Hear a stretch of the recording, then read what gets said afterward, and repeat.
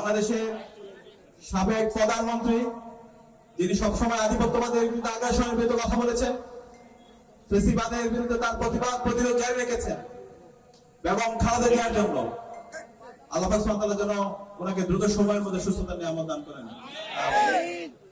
প্রিয় উপস্থিতি, আজকে যে ভূখণ্ডে দাঁড়িয়ে আমি কথা বলছি, উত্তরবঙ্গের যে ভূখণ্ডে আমি দাঁড়িয়ে কথা বলছি, বাংলাদেশের অন্যতম একটা সম্ভাবনা ভূখণ্ড হচ্ছে ঠাকুরগাঁও।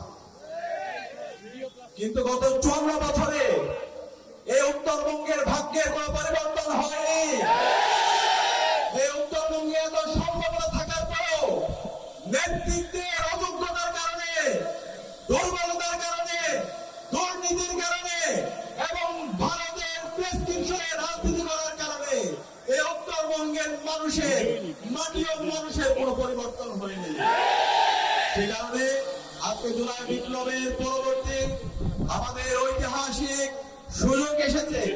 সেই ঐতিহাসিক সুযোগ আমাদেরকে কাজে লাগাতে হবে। এই জুলাই বিপ্লব হয়েছে এই সমাজ থেকে বৈষম্যকে দূর করার জন্য, এই সমাজ থেকে চাঁদাবাজকে দূর করার জন্য, টেন্ডারবাজদের দূর করার জন্য, দুর্নীতিবাজদেরকে দূর করার জন্য, দর্শকদেরকে দূর করার জন্য এবং শহীদদের আকাঙ্ক্ষার আলোকে একটি বৈষম্যহীন ইনসাফ ভিত্তিক বাংলাদেশ বিনির্মাণ করার জন্য, সেই বৈষম্যহীন ইনসাফ ভিত্তিক বাংলাদেশ বিনির্মাণ করার জন্য যারা এই বাংলাদেশের শহীদদের আকাঙ্ক্ষাকে ধারণ করে, যাদের কথা এবং কাজের মধ্যে মিল আছে, তাদেরকে আমাদেরকে বাছাই করতে হবে। আমি আজকে ঠাকুরগাঁয়ের তরুণ থেকে জানতে চাই, আপনারা কি পারবেন? ইনসাফের যারা প্রতিনিধি আছে, যাদের কথা এবং কাজের মধ্যে মিল আছে, যারা জনগণের কাছে জবাবদিহি করতে বাধ্য, সেই ধরনের ইনসাফের প্রতিনিধিদেরকে আসন্ন নির্বাচনে ভূমিনয় বিজয়ের মাধ্যমে এই উত্তরবঙ্গ গত 54 বছরে যে বঞ্চনা হয়েছে, সেই বঞ্চনাকে দূর করে উত্তরবঙ্গের অবারিত সম্ভাবনা, ঠাকুরগাঁওয়ের যে সম্ভাবনা, সেই সম্ভাবনাকে কাজে লাগিয়ে সারা বাংলাদেশে ঠাকুরগাঁওকে একটি উন্নয়নের রোল মডেল হিসাবে পেশ করার জন্য ইনসাফের প্রতিনিধিদেরকে ব্যাপক ব্যবধানে বিজয় করতে আপনাকে পারবেন। নতুন বাংলাদেশে যদি রাজনীতি করতে হয়, তারুণ্যকে ধারণ করে রাজনীতি করতে হবে। নতুন বাংলাদেশে যদি রাজনীতি করতে হয়, ইনসাফকে ধারণ করে রাজনীতি করতে হবে। নতুন বাংলাদেশে যদি রাজনীতি করতে হয়, এই অঞ্চলের মাটি ও মানুষের ভাষাকে ধারণ করে রাজনীতি করতে হবে। এই দেশে এসে রাজনীতি করতে হবে। লন্ডনে বসে, দিল্লিতে বসে, পিন্ডিতে বসে আর কোনো রাজনীতি চলবে না।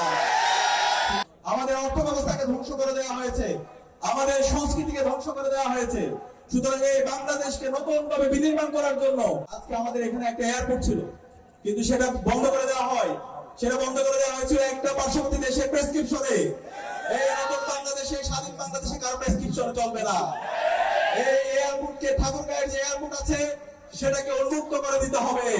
এবং আমি বিশ্বাস রাখি এখানকার যে দেওয়ার ভাই, আব্দুল হাকিম চাচা এবং মিজানুর রহমান মাস্টার, ওনারা বিজয় হয়ে এসে এই ঠাকুরগাঁওয়ের এয়ারপোর্টকে নতুনভাবে সচল করবে ইনশাআল্লাহ। একই সাথে এখানকার যে শিক্ষার বেহাল অবস্থা, আজকে শিক্ষা প্রতিষ্ঠানগুলো অবকাঠামোগত জায়গায় ভঙ্গুর অবস্থা, আমার যারা ভাই বোনরা আছে তারা শিক্ষার অধিকার পাচ্ছে না। সকল এই অঞ্চলের শিশুদের শিক্ষার অধিকার নিশ্চিত করবে আমাদের যারা প্রার্থীরা আছে তারা ইনশাআল্লাহ। একই সাথে এখানকার যারা কৃষকরা আছে, শ্রমিকরা আছে, মজুররা আছে এবং এখানকার সকল মানুষের অধিকার আদায়ের জন্য, তাদের নিশ্চিত করার জন্য আমাদের যারা